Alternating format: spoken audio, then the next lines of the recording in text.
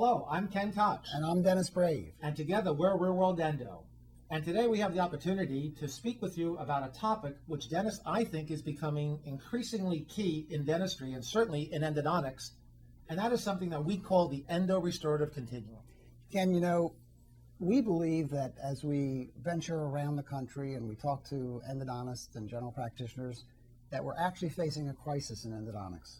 Actually, it's more like a crisis of confidence. Yes, it is. It is a concept where each time that we speak with someone, we find that someone has heard recently that endodontics doesn't hold up over the long term. And we're convinced, and we know from not only our own personal experiences, but from seeing endodontics done for the last 35 or 40 years by many, many clinicians, that it does hold up, and that there are reasons for it not holding up when it doesn't. Right, and I think part of this, and this is a free country, it's a capitalist society, but I think some of the companies, some of the implant companies have had some people talking that the success rate with implants is greater than the success rate of endodontics long term.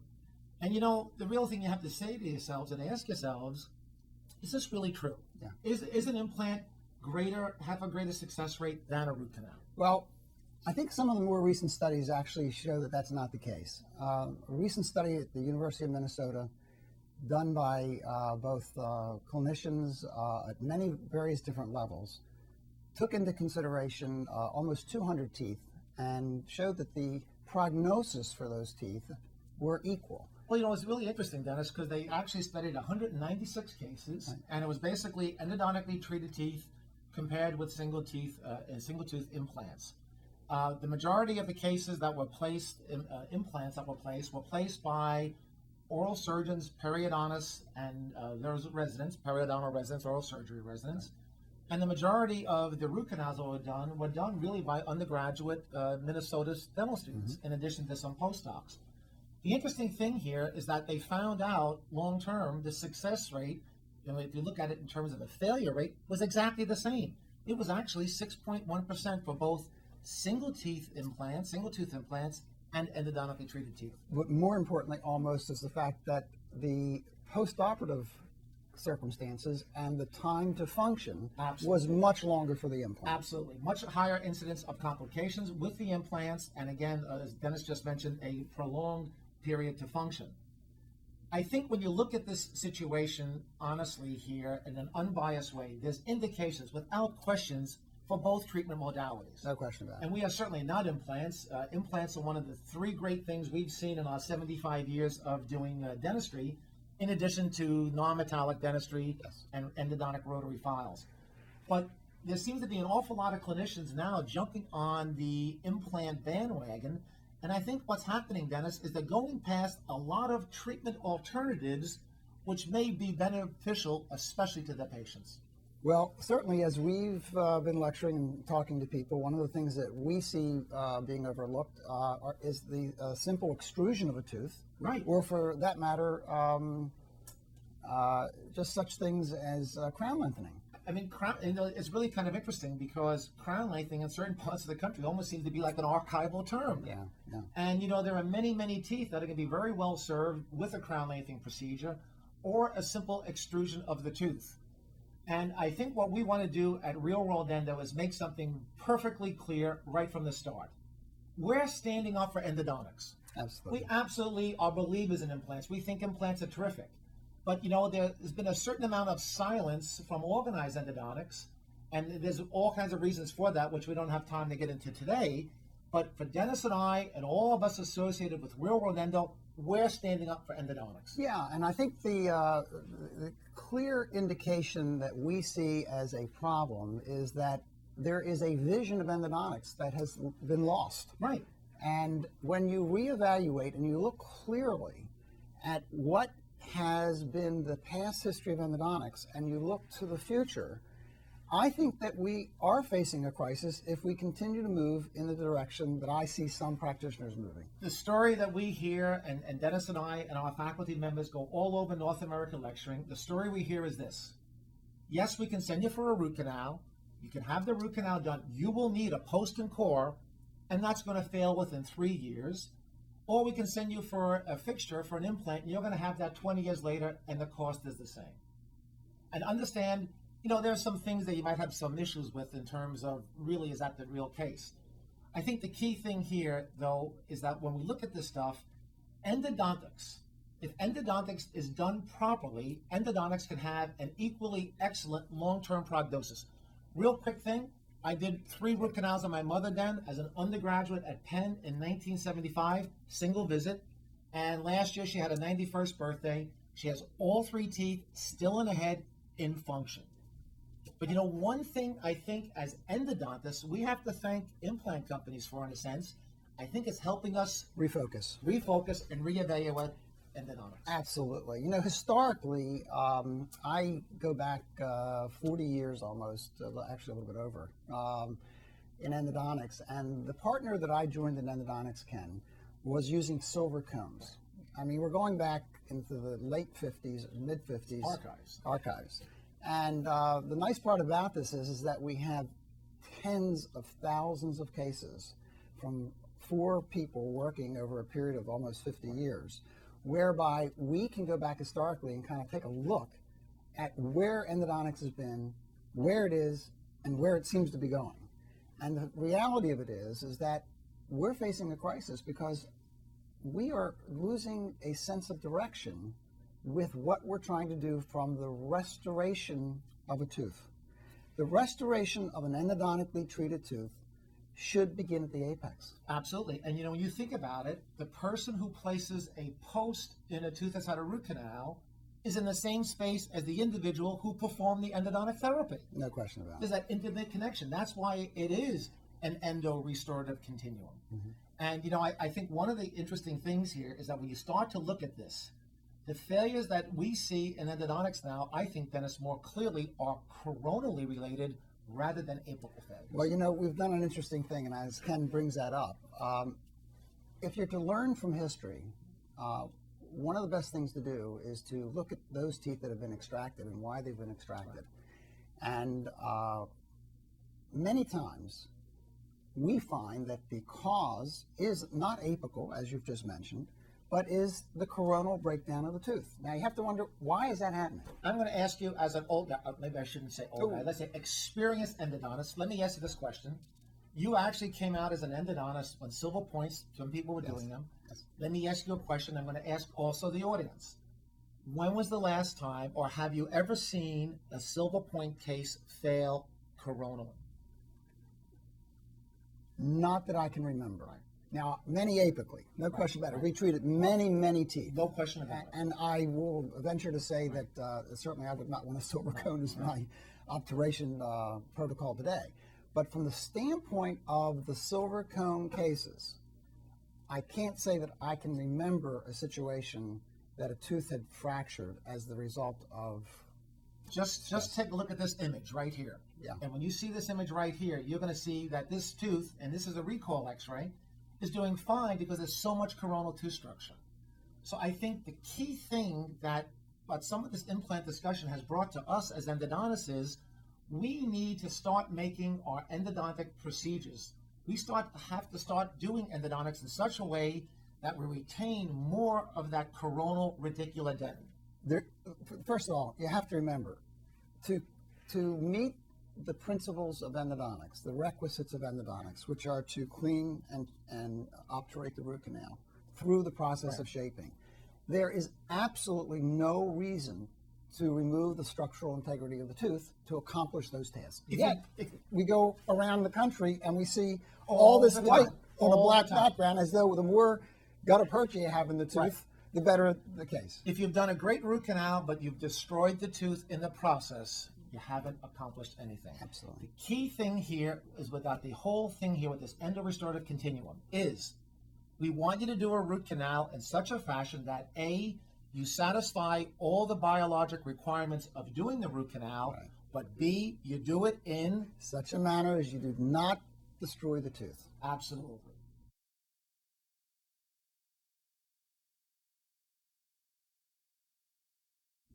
Dan, we were just talking about excessive coronal enlargement and some of the complications that are associated with it. Mm-hmm. I think everyone has to understand is that when you blow out the coronal third of a root canal, there are a couple of things that kind of go hand in hand with excessive coronal enlargement. Sure. First one I can tell you is that when you have that kind of funnel shape at the top, you're going to have some complications with posts and cores. I think a second thing here is that excessive coronal enlargement can in fact lead to more coronal leakage. And I think there's actually an overall weakening of that whole complex up there in the coronal third of the root. Yeah. You know, Ken, I think the reality of this is that anything that removes dentin at the expense of the process of doing a root canal that doesn't have bearing or doesn't do something positive Right. for the tooth should be avoided. Absolutely. And as you think about what you're doing in this process, if you're doing something just to make it easier for you to do it, not biologically sound principle, but just making something easier for you, like, oh, my obturation is going to be easier because I have a bigger hole to put it in. That makes sense, but I mean, there's some problems associated with that. There are. And in fact, that's what we have kind of seen as a theme going through most of the cases that we see that are failing structurally, Right. that we see fracturing, is something's being done to expand this opening for some purpose, whether it's to make instrumentation Right. easier, whether it's Obturation to make easier, obturation right. easier, but it seems to be Right. easier. Find the canal to begin Find the with. canal easier, the use of piezo reamers to, to evacuate Right. the entire, almost gut out the entire inside of a tooth. So there's complications associated with this excessive over-enlargement of the coronal third. But more specifically, what are some of the contributing factors that can actually result in an over-enlargement of the coronal third? Because it's my opinion, I think a lot of dentists are actually over-enlarging the coronal third and they don't even realize it's taking place. Absolutely. And again, some of these teeth are not standing up, particularly related to fractures long-term. So I really think there's probably 4 contributing factors that really can lead to excessive coronal shaping. The first one to me was, without question, the overuse of gates, glidens, and piezo reamers. Yeah, I think that's probably the most insidious, Right. Meaning that you're doing something with the attempt to make the rest of the procedure easier, but in reality, the ultimate restoration of the tooth becomes more complex. And I think one of the things too is people have to realize how big is a gates, glidden burr. Gates, glidens go 1, 2, 3, 4, 5, 6. And the sizes are 50, 70, 90, 110, 130, 150. Right. So a number 6 gates is $1.50. It's 1.50 millimeters. Right, and That's big at the top. yeah, and we see it all the time. And I think that many of us, particularly when we go back with hand instrumentation, used the gates to get the process going as our first rotary experience, Right. so to speak. And then with time, because it seemed that it didn't cause any problem, we just continued to go to the next step, which was a little larger and a little deeper, and then eventually finding ourselves working in a wider space, which in fact had, in many cases, compromised this coronal radicular dentin. We're talking here about overuse of gates, glidden burrs, and let's not forget the overuse of piezos, which we think are far more aggressive and far more dangerous in a root canal. Save the piezos maybe for your post-prep. But there's another instrument that can also be used with the result being excessive enlargement in the coronal third, and that are orifice openers. Orifice openers can also lead, if not used properly, to this tremendous over-enlargement, this coring out of the coronal third.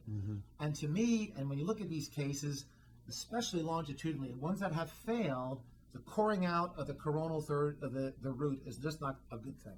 Yeah, and I think the abuse of any of these things. Now, does that to say that these things shouldn't be used? Absolutely not. That is not what we're saying.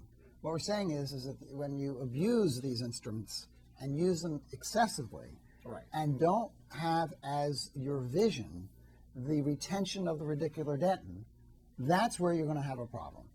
Without question. And so the overuse of gates, glidden burrs, and piezo reamers, that's one cause we've identified as resulting in excessive coronal enlargement. No question about it. Another factor that can result in excessive coronal enlargement, if someone's using a variable tapered preparation and they're using excessively large orifice openers, one of the things we all know is that with variable tapers, you're using a series of instruments that have a constant apical tip size, but they have varying tapers. Sure. Now, you can take tapers up to all kinds of a different level. You can use them in different ways. One of the things that we like to talk about at RealWorldEndo is the differences between a variable taper technique and a constant taper technique. Yes, both techniques do an excellent job of cleaning and shaping the root canal system, but the concept of doing a constant taper results in a reproducible, predictable shape, while a variable taper preparation, regardless of the files used, will give you a different shape every time. But the one thing is that there's a tendency, again, like any of these techniques, if you're doing a variable taper and you get overzealous with the orifice openers, Right. you can create a funnel at the top. So not only do you now have a canal shape that is not predictable and reproducible, but also you now have a situation where you've cored out the coronal third. Yeah, it's also not uncommon. I mean, this doesn't happen a lot, but I've certainly seen it more than I would expect to see a furcation involvement as the result because of the concavity, particularly Right. with lower molars, Right. some bicuspids, where you actually have encroached right through the hard structure of the tooth and wound up being right in the furcation space by the virtue of having used a very large taper, such as a 10 or 12 taper. Classic example. Let's just take a look at this image right here. We can see right here, it's colorized, it's terrific, we can see it very plainly. But take a look at this one canal. This big canal is not the palatal canal, that's the mesial buccal. Right. So the key thing here is that if you're doing a variable taper technique, please do it, in our opinion, in the most conservative way possible, and be very careful not to misuse the orifice openers so that you end up coring out the coronal third. I would venture to say that you should stick somewhere in the 4, 6, 8 taper. I think if you start getting into the 10 and 12 tapers as your initial instruments, you have to start being pretty careful. Absolutely, no question. And I don't know why you'd want to be that careful. I mean, you should be able Right. to use your instrumentation progressively down through the root and have a certain sense that you're going to be safe using them. And I don't know what you accomplish with doing that anyway. And we have talked about in the past and written for our Dental Town viewers in the past about the merits, the way we see it, of a constant taper preparation. Absolutely. But the one thing we also have to mention here is that also a constant taper preparation can result in an overzealous removal of coronal dentin if you're using too large of an 0.6 taper instrument. Right. And what we consider to be excessively large for an 0.6 taper is certainly anything size 50 and above. And to me personally, I think an 0.6 taper, 40 and bigger, is getting to be too big. Yeah, I mean, there's plenty of, I certainly can imagine palatal canals and distal canals that can handle it, no Of course, problem right. at all. But you have to start thinking Right. about those issues as you start using instruments of that size. Easy example, if you were doing a maxillary canine, and the maxillary canine many times is 27, 28 millimeters long, and you have from the orifice to the apex, that canal length very commonly is going to be in excess of 16 millimeters, maybe 17, 18 millimeters. In fact, maybe longer than the cutting length of that instrument. Anyway, because that canal is long, you will get the full effect of taper. So if you had a size 50 0.6 at the tip on that canine, at the top, it's going to be 50 plus 0.96 millimeters. Now we got that number is taking the taper, 0.06, multiplying by the length, 16. And so you will have a size there that's 1.46. That's basically a number 6 gates.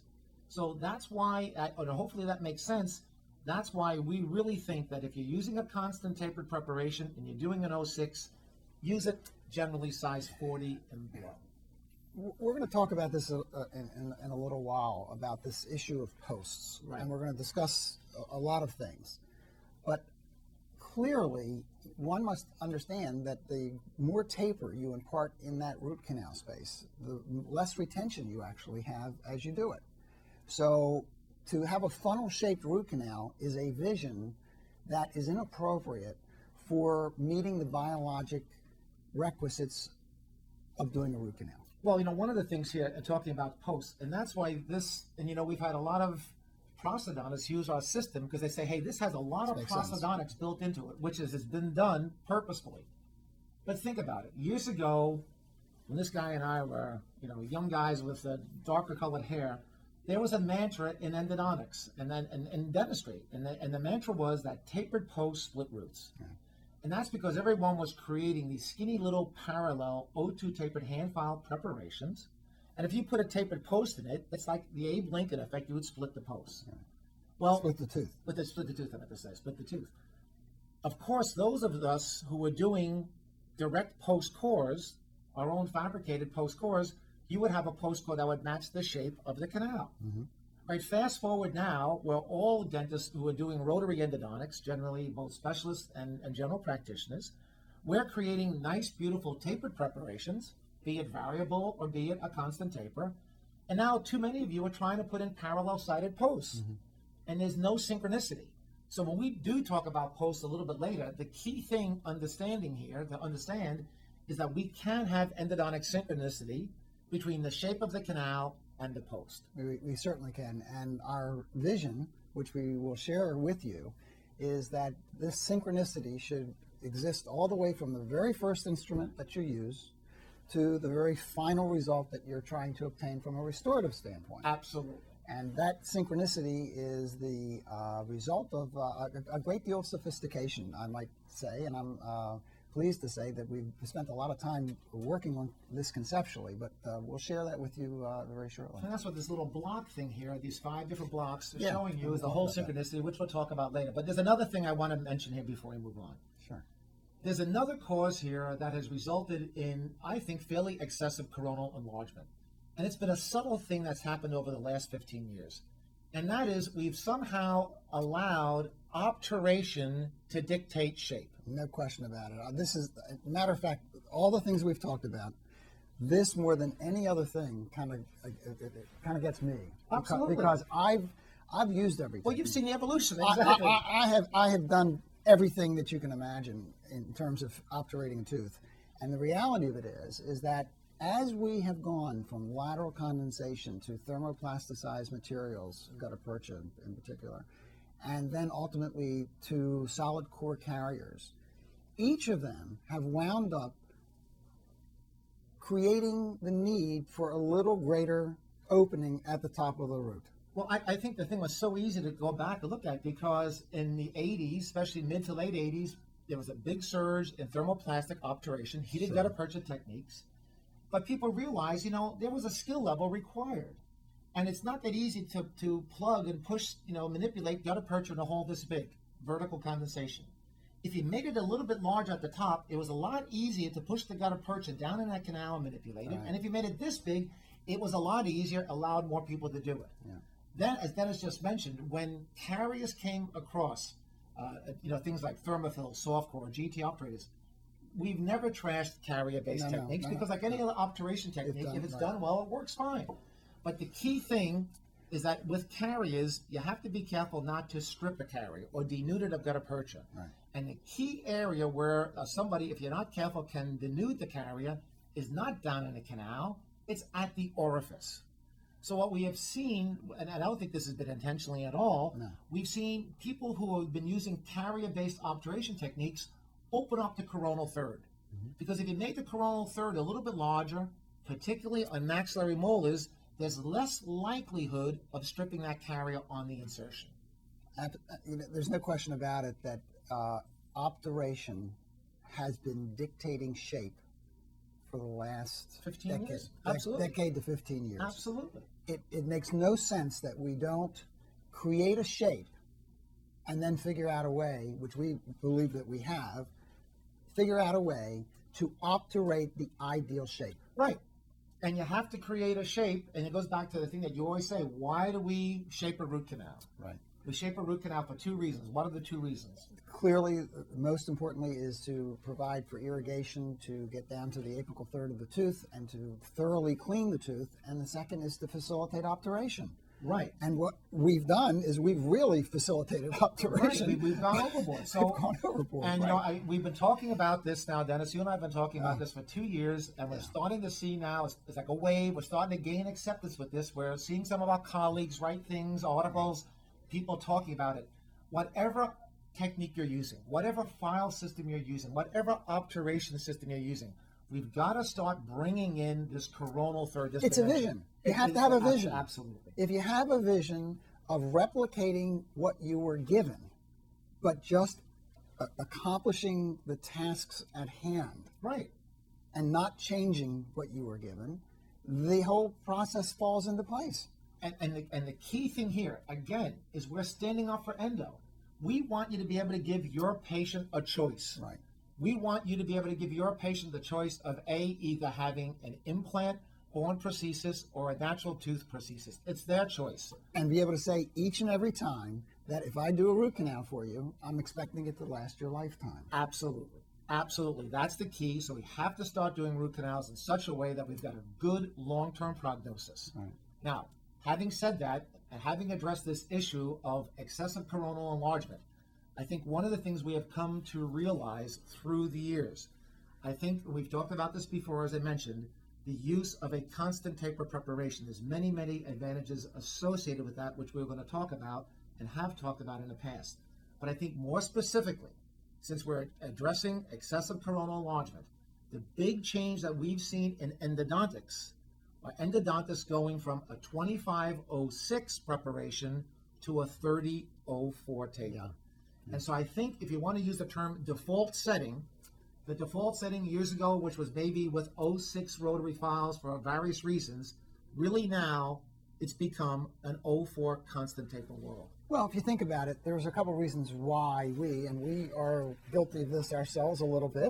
Okay, we really were strong advocates with the instruments that were available to us 5 years ago. Right.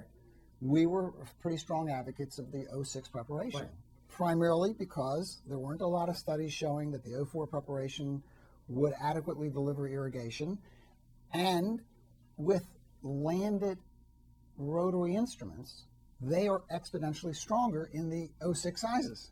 Far more resistant to separation. If you're using a landed instrument, Right. the '06 taper, I feel, in our opinion, no has question. shown it's more resistant to separation. But with '04 tapered instruments, it's a little bit different, especially with non-landed instruments. Absolutely, and I think that clearly that's what we're going to now start to look at. We're going to look at more advanced instruments, their ability to maintain the morphology of the root canal, not change it, maintain it, and in so doing, meet the requisites of root canal therapy, but for the first time, be focused on what is, if not equally important, almost more important, is can this tooth be restored? And will it hold up over the long term? And you know, one of the things that's interesting, we got a couple of things here converging. First of all, we're going to talk about in a few minutes here the merits and when we all should be doing '04 tapered preparations and why. Right. But also in terms of people, as more and more clinicians start to use non-landed rotary files, you have to realize with non-landed instruments, the issue is cyclic fatigue. Right. And which instrument is going to be more resistant to cyclic fatigue, an '06 taper or an '04? It's of course the '04.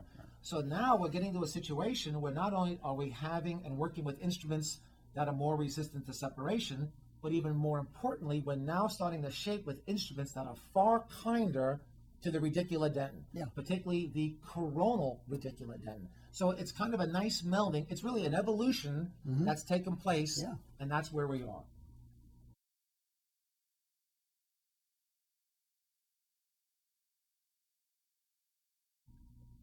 Dennis, before we start talking about when to use the constant '04 tapered preparation, even for those individuals who just love the '06 tapered preparation, Sure. I think a few words are really in order first about some of the benefits of using non-landed rotary files. From your perspective, with all this experience, what do you see are really some of the advantages of using a non-landed file? Well, I think clearly one of the best is the tactile awareness that you have from an instrument that's sharper and more efficient. Right. As you use instrumentation, regardless of what industry that is more sophisticated in terms of its cutting ability, you gain the tactile awareness that you have lost from instruments that have radial lands.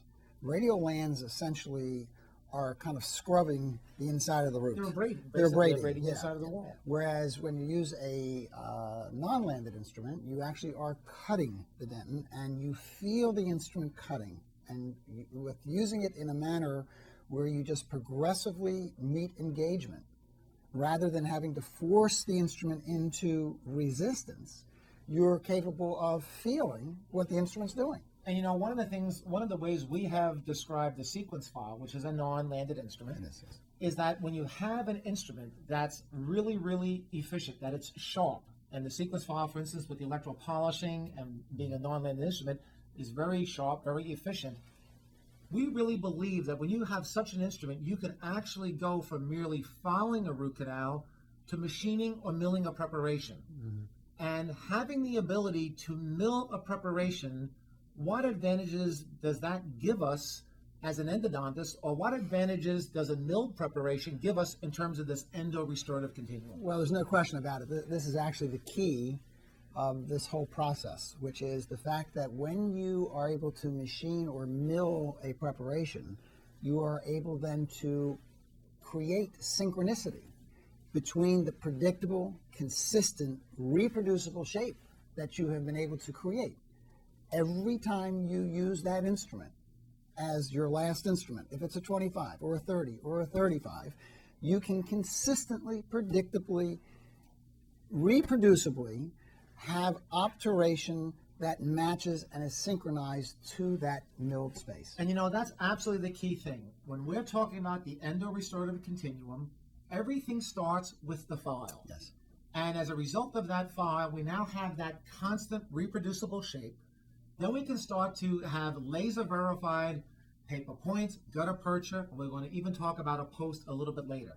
But the key here, again, is, as Dennis just alluded to, is by using an efficient tool, which in our opinion are non-landed rotary files, we have the ability to create that predictable, reproducible milled shape. I think at this point, now that instrumentation has reached the level that it has, that it's pretty well acknowledged that the non-landed instrument is a more efficient instrument. Right. That reamer shape is a more efficient instrument. Whether we could harness its ability and create a way for this instrument to retain centering, which we have done through alternate contact points with relieving the fluting as we go down the root, so that this instrument actually has the least resistance to deflection of any instrument, then what you find is that it will follow the root and everything will maintain the image of the root that you began with. But I think one of the key things here that also must be emphasized is by using such an efficient tool, we are able to do the endodontics in the most conservative manner possible. Exactly. Because if you're doing endodontics in an overzealous fashion, it ain't standing up long term. Exactly. And if people can't do endodontics that's going to stand up long term, what are they going to do? They're going to end up doing implants. Absolutely. And the key, I have to say it again in just another way, because it's so clear to me, is that when you can harness the efficiency of your instruments such that you do not have to make larger spaces than needed for your less efficient instruments to work, right, then you are able to maintain the morphology of the tooth. You are able to have all the benefits associated with efficiency and maintaining morphology. Key thing again, you've addressed all the needs of doing the endodontic procedure biologically. Yes. Because an 0.4 taper, for instance, is going to give you all the irrigation that you need. But again, we've done it in a way to enhance the long-term prognosis, the long-term retention of the tooth. Right. Having said that, Yes, let's talk about a couple of specific areas. Either those of you who maybe, as I said earlier, just love the 0.6 taper, or those of you who've really never thought about why you should be using an 0.4 taper. There are a couple of instances, Dennis, that I think absolutely are striking in their need to have an 0.4 tapered preparation. And the first one that comes to my mind is something that especially the general practitioners have to know, are large apical sized teeth. Mm-hmm. Because when you have a large apical sized tooth, and to me that's, let's say, 45, 40, 50 and bigger, something like that. These are generally going to be maxillary incisors, anterior teeth, sometimes palatal canals, of course.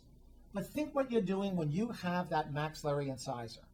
When you're using a rotary file, and you're using that rotary file in that apical third, that rotary file is removing, and it's doing a good job, but it's removing apical dentin at the expense of coronal dentin. Absolutely. So what happens is that you're getting that effect of that taper at the top of the canal. So if you're using a 50/06 on that anterior tooth, you have to realize at the top of that, you're also getting this big O6 taper pouring out the coronal third.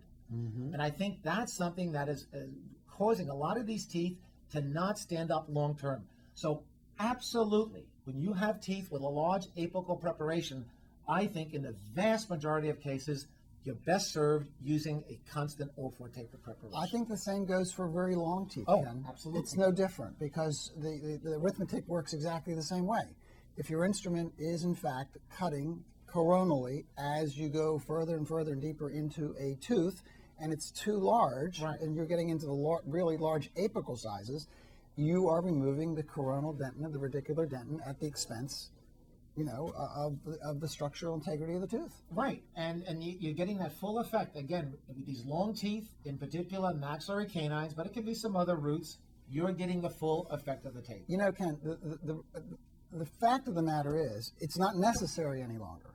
With synchronized obturation, where you have materials, regardless if it were an O4 taper or an O2 taper, if it were synchronized correctly, you could essentially accomplish the same task. The question would be, would we benefit from the O2 taper in terms of irrigation, adequate irrigation? I think we're better off with an O4 preparation, but clearly the synchronization of materials has allowed us to become much less aggressive, more conservative, and to meet the biological requirements of doing a root canal Absolutely. without structurally compromising. And as a sidebar, there was a study completed a few years ago up in Ann Arbor at the University of Michigan, absolutely confirming that O4 tapers, and they were using a size 30 O4 tapered instrument, that an O4 tapered preparation is more than adequate to meet all your irrigation demands. And we saw that years ago doing hand filing. You're right. So, I mean, if you go back and you look at the success rates from the 70s, they're extremely high, in many cases higher than recent. And the thing is, so the question was, we were getting decent cleaning then, the O4 taper, we even getting better. Higher than recent based on structural integrity. Absolutely. Yes, and that's clear. And Ken, as you're talking about this, there's also two more areas that we have to address. One are small calcified canals, Absolutely. where in fact, if you use an O4 series of instruments, you're going to put much less stress on the instrument. Actually, you're going to put much less stress on yourself. Absolutely. Both the instrument and the operator. Absolutely. That You're should be going to included. find that the instrumentation process is much easier. Right. So in small calcified canals, it could envision that a smaller diameter instrument is going to be able to manage that canal much better than a heavier, larger, more cumbersome diameter. Absolutely. And then again, that kind of takes us to the next issue, which is curved canals. Because in a curved canal, you can clearly see that a smaller diameter instrument, the O4 series of instruments, is going to be able to go around that curve much more judiciously than what you would be able to with a larger diameter instrument. That's just obvious. And those of you who have worked with O6 files, there are some mesobuccal canals. You can just feel that file Resistance, laboring. And the nice thing about any rotary technique is that unlike hand filing, where we would muscle the file, like, don't worry, Dan, I'll get there. With rotary instruments, when you start to have that tremendous resistance, come out of the canal, go to the next smaller size, and if you get to the bottom of the size range, go to the next taper. And what I want to show here, this case that we're looking at right now, this is a case that was beautifully done by one of our faculty members at Real World, Dr. Alex Fleury. And what you see here with this mesobuccal root, this is a big-time curve. Yeah. And what Alex has done in this case, he's hybridized tapers. Now, you can certainly hybridize between an O6 and an O4, but you can also hybridize between an O4 taper and an O2 taper, which in this case is going to be hand files. Exactly. We are very strong believers that unless you're very experienced, if you need to step down to an O2 tapered instrument, the safest instrument, and in our opinion, the best O2 tapered file to work with is an O2 tapered hand file. What Alex did in this case is he got those rotary O4 tapered files just into the beginning of that curve. He had significant resistance that he stopped. He then used the hand files. He used the hand files 10, 15, 20, 25, created a glide path. So he got all the way now to the apex with his hand files, but he did not stop there. Because when you think about it, if that root length was 21 millimeters, the top, let's say 15 or 16 was an O4 taper, The bottom 5 or 6 was an O2 tapered hand file preparation. He's got no synchronicity. Exactly. So when you're hybridizing tapers or you're hybridizing O4 rotaries with a hand file, after you have used that hand file to gain length and get to that working length, you need to combine generally with only one rotary file, O4 tapered, to act as a finishing file. Not necessarily your largest, Right. but one that allows you security, and that you're going to be able to just impart your taper, see what kind of resistance you have. Absolutely. Then if you want to take it up one because you feel you can, you may. But you certainly don't start with your largest. And what's really exciting to us is we're starting to see more clinicians now do this thing where they're starting to get resistance with an O4 tapered rotary file. They're stepping down to a hand file. But the one thing you have to remember, you're not finished. Right, come back. You've got to come back in, and this is where non-landed files really shine because they're so efficient shaping. Come in with that O4 tapered rotary file that will act like a finishing file, and the key thing is that that will now establish and confirm to you the necessary synchronicity. Absolutely.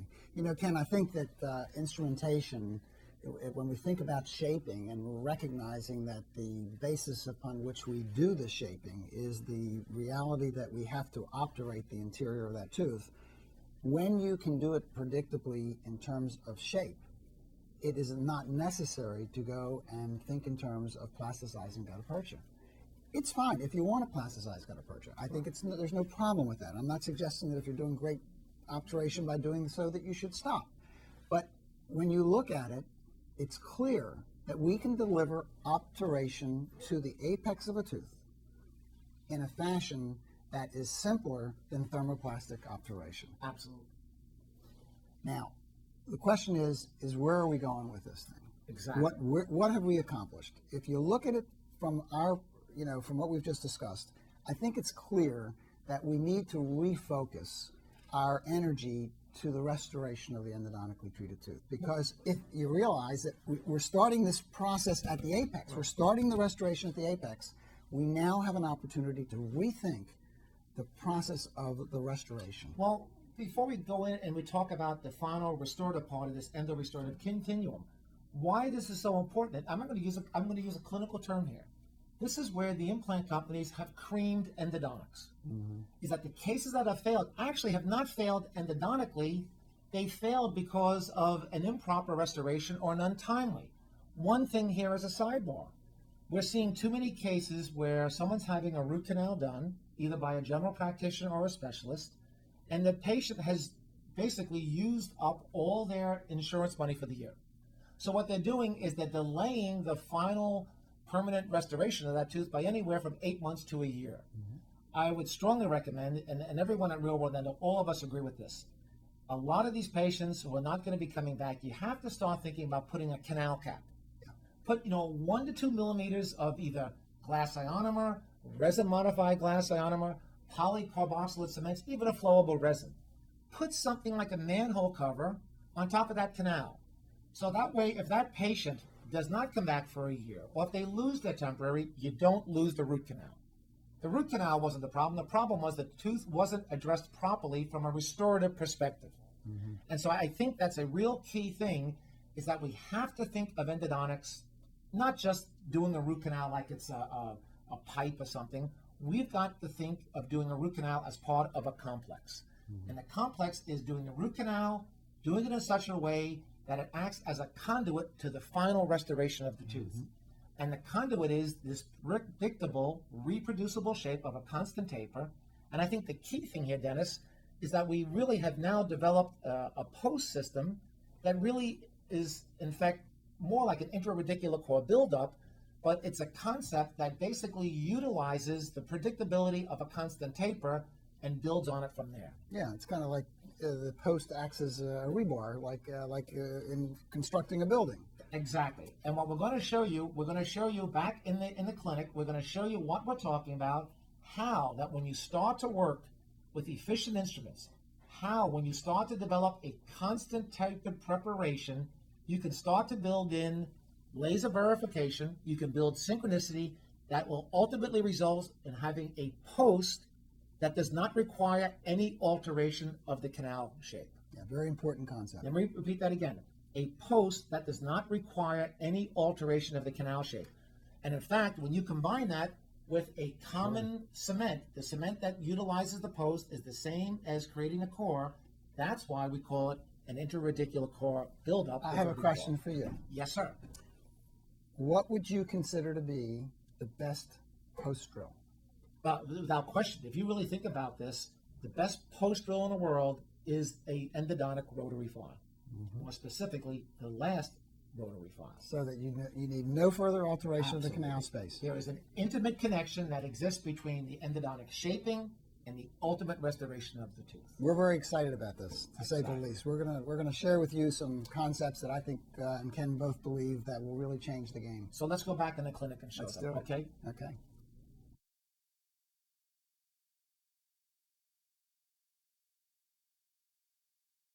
Dennis, we were talking about that when we developed endodontic synchronicity between a constant tapered preparation and laser verified paper points, gutta percha, things like that, that we ultimately can create endodontic synchronicity between the preparation and the post. Yes. And in fact, we can actually develop a post that will require no alteration of the root canal space.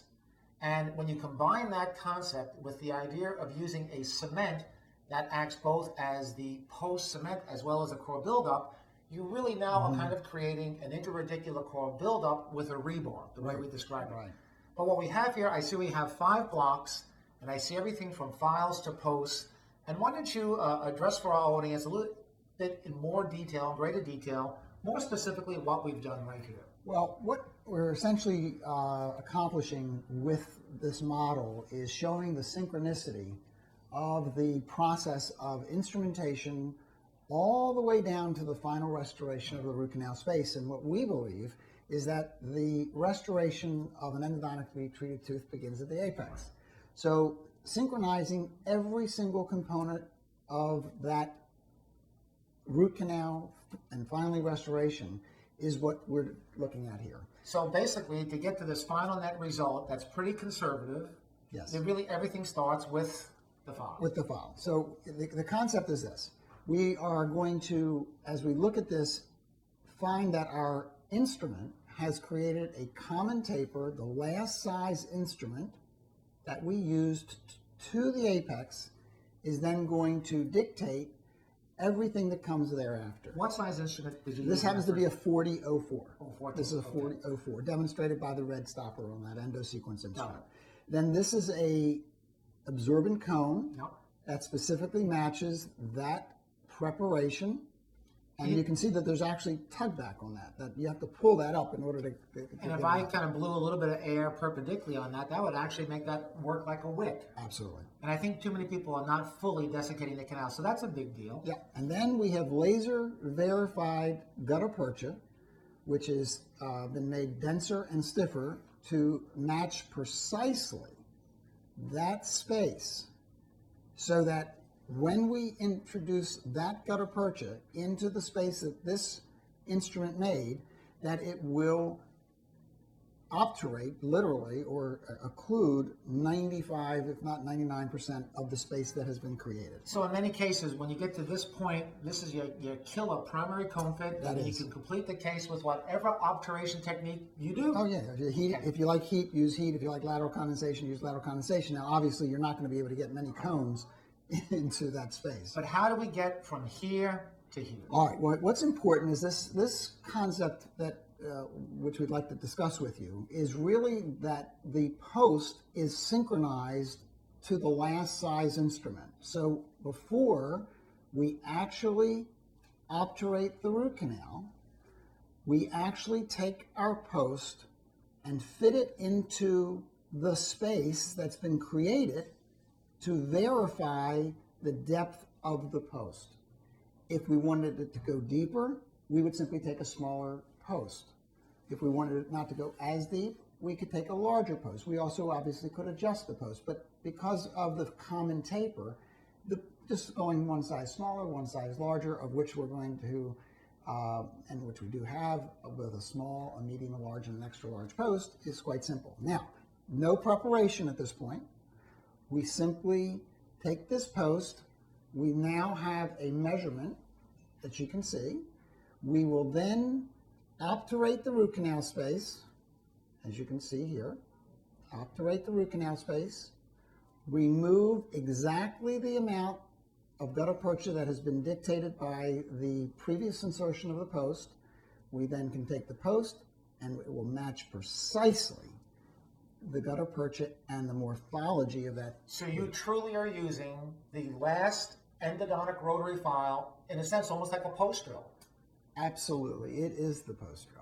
Okay, perfect. It is, in fact, that which created the morphology and shape that we And the fact that we're doing a constant taper preparation, whether it's an 04 or an 06, in this case an 04, this is what allows us to build in this continuum. Right. Okay, so now you've taken us here to the point where we've actually fit the cone, fit the post. We've now gone back. We've actually started to fill it. We've burned out the gut aperture that's required to put the post in. What do we do at that point? How do we get from here to here, and what's the significance? Okay. Well, there's a couple of things that are very important. The first thing is that we have a composite core and post cement such that this can be inserted into the root canal space.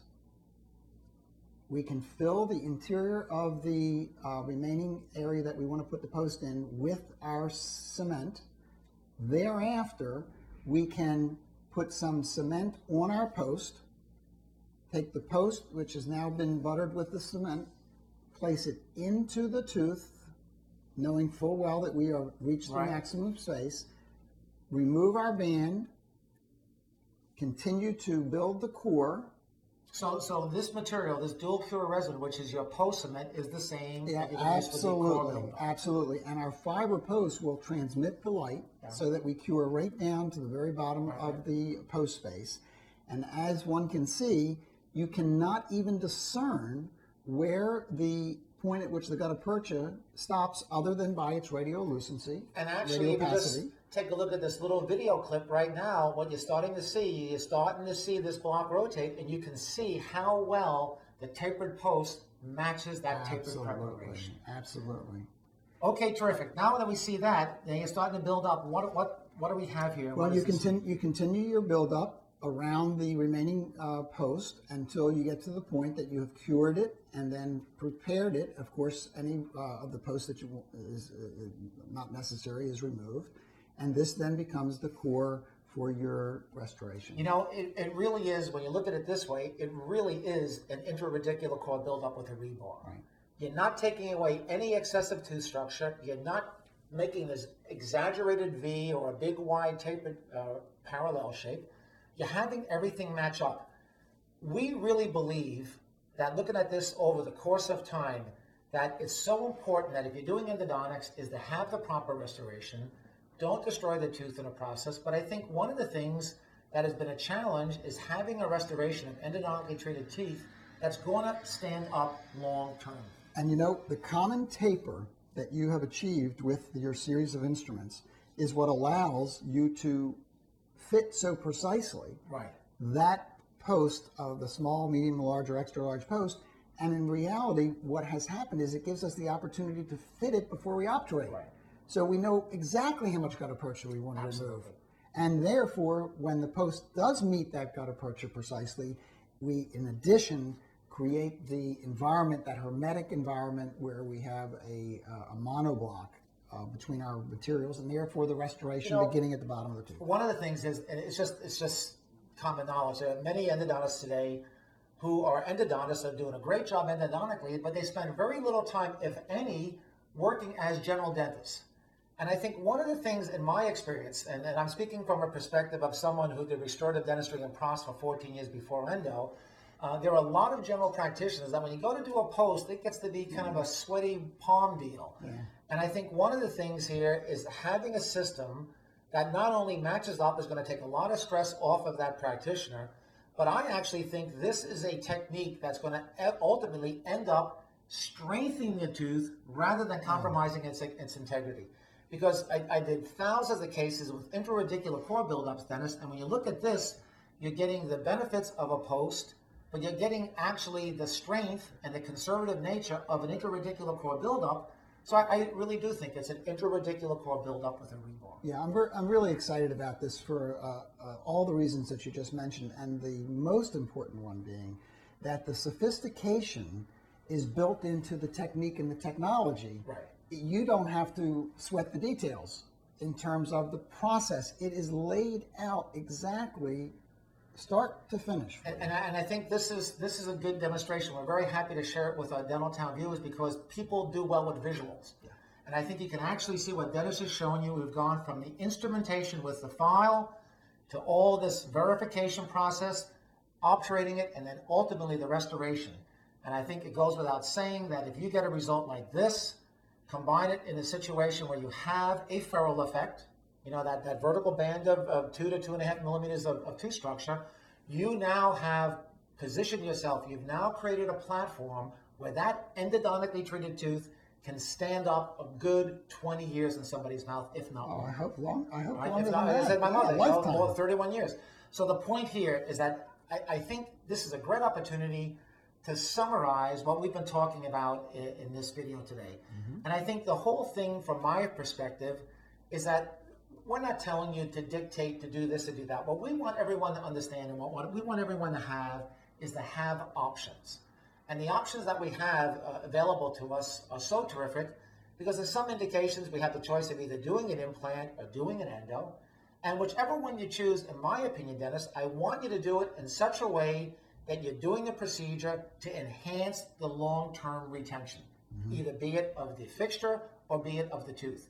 But as a response to all this tremendous advertising we've seen in the last 36 months, you really have to have somebody stand up for endo and all the things that can do for the patient and also for the practitioner. So I think that's what the core of this is. Yeah, and just a final concept here is that we truly believe that a root canal can be done without compromising the structural integrity of the tooth. Absolutely. And that being the basis of upon which everything that we're doing here has been created. And if you have a situation where you can't do a root canal without totally compromising the integrity, what do you think is the wise thing? It might be time for an implant. Absolutely. So, I mean, and that's, you know, and to me, when you look at it from this perspective, that how wonderful is it now that we have these different options that we can share with our patients, you know what, the whole thing, this is real world. Yes, absolutely. And that's what it's about. So, you know, I hopefully this has helped you get a sense of what this Endo-Restorative Continuum is. Again, we're absolutely thrilled to be sharing this with our Dental Town viewers. Yeah. And if you have any questions pertaining to this or anything we've talked about in either this or our previous online courses, please just send us a post or send us an email and we'll be happy to respond. Yes. Thank you very much.